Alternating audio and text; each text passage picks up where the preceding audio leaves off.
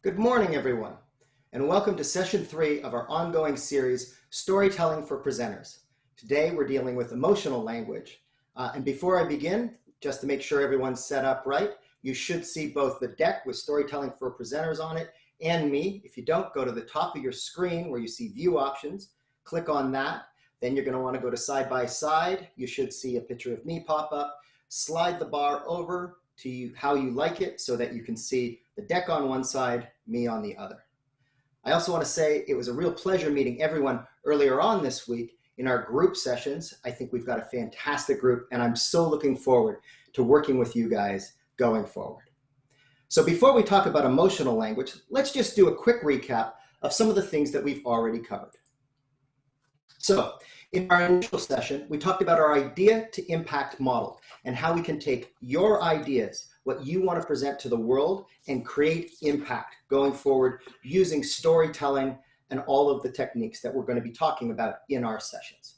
We talked about the audience, and we're going to delve further into that today, and also knowing the purpose of your presentation. We talked about taking your core idea and being able to present that simply and clearly, especially using a what, how, why. Hopefully you've been starting to think about what your what, how, and why is, because in our next session, we're really going to start unpacking those three concepts.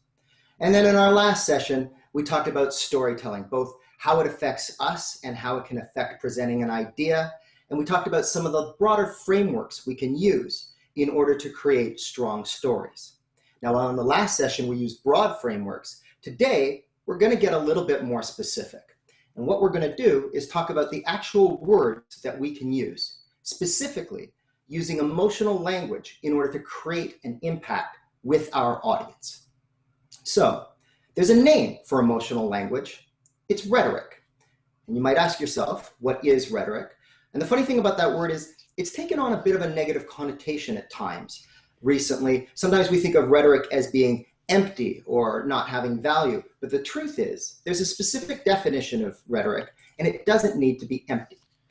Rhetoric is when we use language to mainly appeal to emotions in order to effectively inform or persuade.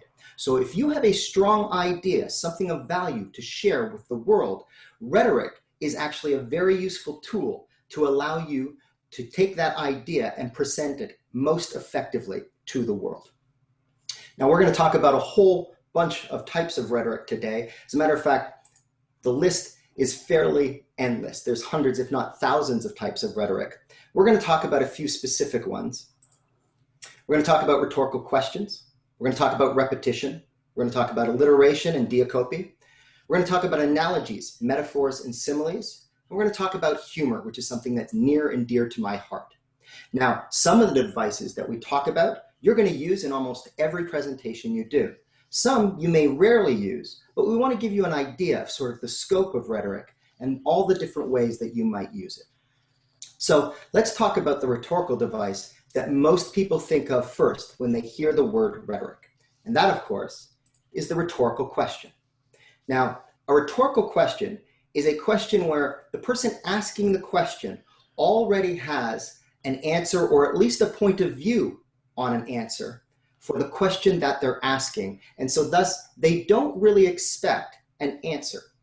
It can be a very effective technique, both in parenting. I'm sure we all remember our teen years where we were hit with the, "You're not going out like that, are you?" Your parents probably already had an opinion about what you were wearing. We actually had a speaker who began their presentations with, "How are you sabotaging yourself?" I know that a few years ago I discovered, and that's how they began. They didn't wait for the audience to answer, but what they did by asking that question at the beginning of their presentation is they got the audience thinking. When we hear a rhetorical question, our brains instinctively begin to respond. And that's why they can be so effective. Now, even though we don't have it on our list here, questions can also be effective, and there are going to be times in a presentation, especially longer presentations, where you're in the room with people, where you're actually going to ask a question and elicit a response from your audience. That's another way that you can break up longer presentations and make them feel interactive. And so that's rhetorical questions. Next up, we have a device that you're probably going to use a lot, and that's repetition. Now, there's two ways you can use repetition. You can use it on a broader scale by taking the concepts that you're using and repeating them throughout a presentation. You've already seen me do that in presentations. You've seen Andrea do that. That what, how, why that you're creating, your core idea, when you present it, whether it's in a meeting or to a broader audience, you're probably going to repeat that what, how, why more than once. Now, you can also take specific words or phrases and repeat them, and there you're looking for emotional impact. You're tying importance to those specific words. The most famous example of this is from the I Have a Dream speech by Martin Luther King, where he used the words I have a dream repetitively to punch certain ideas, also as emphasis to draw attention to the idea attached specifically to that phrase. And by the way, if you haven't had a chance to see the full I Have a Dream speech, I encourage you to go find it on YouTube. Most people have only seen the 5-minute at the end that begins with I Have a Dream, but there's a full 17-minute version that if you can find that, it is a textbook on all of the things that we're talking about today. It'll also make you feel pretty good. So that's rhetorical devices. Let's talk about a very specific device. That's alliteration. Now, alliteration is when we string words together, either one after another or 3 or 4 in a sentence, and they all begin with at least the same sound, if not the same letter. So Obama once referred to the American fighting forces as the finest fighting force. JFK once pleaded that we needed to lead the land we love. Now, these can be a little bit lyrical. They tend to be a spice. We're not going to them a lot, but they can be used to punch up a presentation. They draw our attention because all of a sudden the sentence structure is a little more melodic. The other place that you may have seen alliteration is when you're doing a presentation and presenting a set of key ideas. If those ideas begin with the same sound, it becomes a memory device. So you may have heard of the 3 C's of communication. I know that I like the fact that when we talk about the purpose of your presentation, there's 3 I's at the beginning of the purpose of your presentation. Your presentation might want to inform, influence, or inspire. It's a way of helping us remember things. So that's what alliteration is. Again, you're using this judiciously. It's sort of like things like rhyme or puns. I have a member of one of my science fiction writing groups. He is extremely fond of puns. He has a very small but dedicated fan base. So that's the spice. Another example of something that you're probably going to use fairly sparingly, if at all, is diacope. Now, diacope is a specific example of repetition.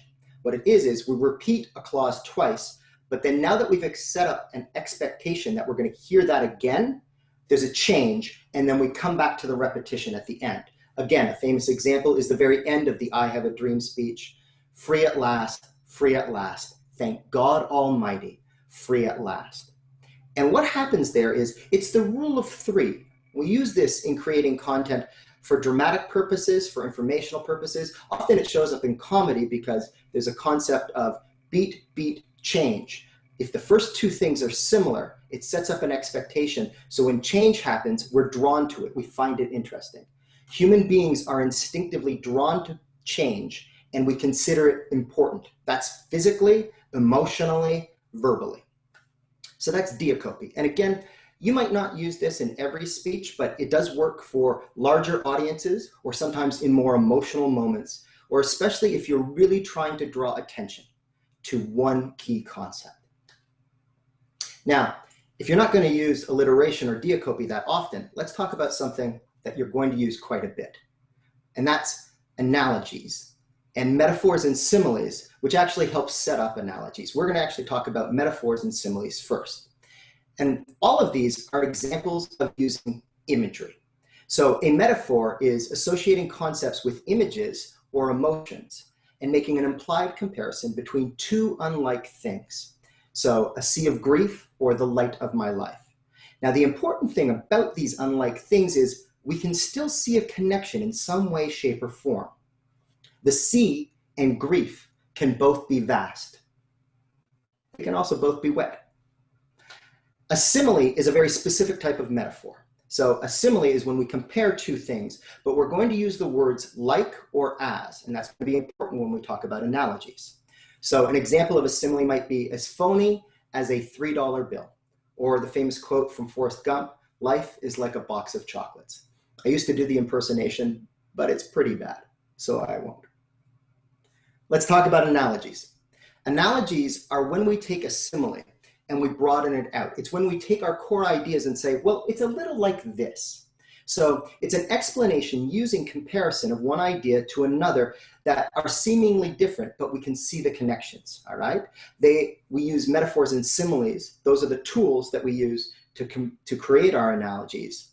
And what it does is it helps take an idea and make it clear and thus more persuasive. It's excellent for persuasion, but it's very good for explanation, and sometimes it actually takes care of exposition. We don't have to draw an idea out. The use of the analogy has let us understand it. Now, analogies can be very broad. I once worked with a consultant. They were doing a 15-minute presentation on how problem solving at the highest corporate levels going forward had to become adaptive. We could no longer use traditional linear problem solving methods. In other words, see a problem, create a solution, implement solution. A few weeks or months later, the problem is solved. We needed an adaptive process that was far more dynamic. And this speaker happened to like cooking. And so what they did was they took the analogy of cooking and the difference between cooking with a recipe and cooking without a recipe, which required a lot more checking in. And they used that as an analogy for all of the different steps in creating an adaptive problem-solving mindset. Now, that was strung out over a 15-minute presentation. Sometimes your analogies are just going to be quick asides to help make an idea clear. I was working with a surgeon once. They were a blood specialist, and they worked with sickle cell anemia. And they were also doing research into stem cells and how using stem cells were providing new techniques and methods for helping with sickle cell anemia. Now, they had a definition of what sickle cell anemia was in their presentation, but at the end of that definition, they also said, you can think of sickle cell anemia as it's like your blood cells are donuts. But every time you get a box of donuts, when you open that box, every donut has a bite out of it. Now, I haven't given you the definition of that disease, but by giving you the analogy, already we understand, oh, that's bad. And also, it actually creates an image of what your blood cells look like, as opposed to what your blood cells should look like. So that's how you can use analogies, sometimes on a broad scale, sometimes on a smaller, specific scale. And then finally, for rhetorical devices, let's talk about one that I'm very fond of, using humor. Because I've been part of the improv community in Toronto for over 30 years. And I find it doesn't matter if I'm teaching a comedic workshop or if I'm doing a coaching session for public speaking, perhaps I'm facilitating a workshop. A lot of people ask me, how do you incorporate humor into their presentations? A lot of people say, I wish I could be funny like you. And here's the truth. Everyone has a sense of humor. They show up in different ways, which is great and fantastic. The problem is people tend to associate humor with jokes. Now look, jokes are great. As a matter of fact, some of you might be capable of telling a good joke. And if you're able to use jokes well, great. That's a tool, that's a rhetorical device that you can have in your toolkit. But that is not the same as humor. Humor is much broader, and it's a tool that's available to everybody. So how does it work? Well, let's look at an example of something that we might consider a joke on first glance, this visual that we see in front of us. But here's the thing. While jokes can be great, they tend to rely on clever. They tend to rely on the construction of words. They're designed to elicit a laugh every time. The problem with clever is I think it's a little overrated because we're using rhetoric in order to get an emotional reaction, which means a laugh is great, but a smile is also fantastic. And as a matter of fact, sometimes in certain situations, the groan's not bad. So how does humor work? Normally it's something that's a story, oddly enough. And what we're doing is it's something that we can relate to. So it might be an analogy, and there's often an aspect of a shared vulnerability to it. So let's just look at this joke that we have on screen. Teachers in September versus teachers in June. The thing that we can all relate to is whether or not we're teachers. We have all been involved in a long-term project with a set beginning and a set end, where at the beginning we felt fresh, we felt excited, we were ready to go. And at the end, even if that project was successful, we were a little bit beat up. It's the same way when you were telling stories to each other during our group session. It was amazing how every single person, when they told their story, there were people on screen listening to that story who were smiling, sometimes laughing. Sometimes it was just a nod, but that's the acknowledgement. That means that we've connected to that person. So again, it's something we can relate to with a shared vulnerability. An example from a speech that I once helped coach was I was working with an ophthalmologist, and they were dealing with a brand new surgical procedure for glaucoma. Now, there were 7 steps to this new procedure, and this talk got a little into the weeds. There was about 10 minutes that got very, very dense, very, very technical. Also, the speaker had a bit of a dry presentation. It was very effective. It was very clear. We were looking for a way that we might punch this up a little bit. And so after we'd done the rough draft, I asked them, are there any parts of this 7-step process, especially any of the steps in the middle, where you struggled with it or there's anything interesting about them? And he laughed and chuckled and said, well, actually, number 3, most people struggle with that in med school. And I went, that's fantastic. When you do this presentation, after you've gone through the first 2, all I want you to do is say exactly what you just said. I don't know about anybody else, but this specific procedure, I really struggle with that in year 2. Because the wonderful thing about that is he could have been speaking to a room full of doctors, and in which case, perhaps they struggled with that very same thing in med school. But even if you're not a doctor, I don't know about you, but I certainly remember struggling with things in university. And so I can relate to that story, even if it's not a specific story about me. And that's the beauty of humor. And that is the humor that is available to all of you. So if you're injecting humor into your presentations, I guarantee you that you can do it. And so if we take all of those techniques together, well, like I said, the I Have a Dream speech by Martin Luther King is a textbook. He used repetition in so many different places, sometimes repeating key theme words like freedom, we, nation, or dream, but sometimes he would repeat a clause because it would not only emphasize the importance of those specific words, it also sometimes indicated that I'm finishing an idea and now I'm moving on to the next thing. Right? He used diacope to underscore importance and to make that repetition pop even more. And if you want to know how to use imagery, seriously, go check out the speech. It's pretty amazing. Because if we take all of this language, well, why is it important? It's important because it's going to allow us to connect to the audience. And we talked about that in a previous presentation. But if we know the right language to use, if we can learn something about our audience, we can actually tailor our rhetoric depending on the audience we're speaking to.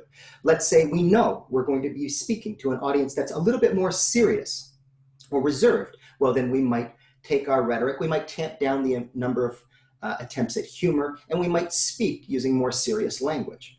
Now, sometimes you can't know a lot about your audience ahead of time. Sometimes you're going to work with colleagues or peers. That's fantastic. You know who they are.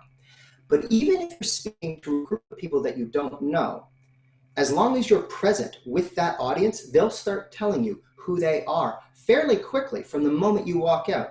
When we get into our presentation skills section in our final sessions, the second half of this series, that's when we're really going to be talking about how do we stay present with that audience.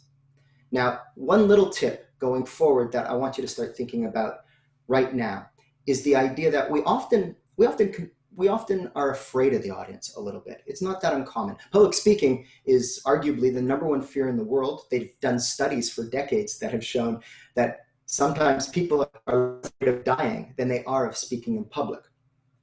And that fear comes from, often, we're afraid of being judged. Now, of course, the funny thing is, the harshest judge is usually the one on stage. It's ourselves. But instead of thinking of the audience as being there to judge us, instead, what we want to think of them as they're actually people that we want to protect, that we want to make feel safe, that we want to offer something to. And it's like we're a pilot guiding them in for a safe landing. This is especially important when we're presenting information that perhaps it's really, really dense and the audience either doesn't want to feel patronized or they want to feel like they can understand what you're talking about, in which case you're going to change your rhetoric or simplify your analogies to help the audience understand your ideas. Perhaps you're presenting to an audience that might be a little hostile to your message. I've worked with climatologists who have to go to speak to big oil in Houston. And if that's the case, that audience has legitimate concerns. And so we might change our rhetoric or the examples or the images that we're going to use and ideally tailor them, use an analogy that would make sense to that audience, that would appeal to that audience. So that's the importance of understanding what's in it for the audience. The reason why we asked you, what's the purpose of your presentation, is because one of the questions you always want to ask is, what's in it for this audience? Is this idea of value to them? Business people understand this. This is the value added proposition. So anytime you're going to present, ask yourself that question. It's going to be important both for the content that we're currently covering. It's also going to be important in the way that we present ourselves to that audience when we get into our presentation aspects of these seminars. So that's our lesson on emotional language. Let's talk a little bit about your homework. So for our next session, we're going to be really using the what, how, why. So if you haven't started really thinking about that, I want you to start really working on what's the what, how, why of your core idea. I want you to think of the story spine that we talked about in the previous session and think about how you might use that to help develop an analogy for that what, how, why. Now, if you struggle with this, that's okay. We're going to do some coaching going forward and help you take those ideas and develop them out. But that's your homework, is to take that what, how, why, come in with it to the next session and start thinking of possible analogies you might use that will help make that key idea clear. And remember, if you get far enough that you feel pretty good about the analogy, what's some of the emotional language that you could use when you're presenting those analogies? So that's the end of session 3. I want to thank you so much for attending today. We're going to see you next week when we're going to get into our talk canvas and further delve into the what, how, why. So I hope everyone has a fantastic weekend, and we'll see you all next week. Take care. Be safe.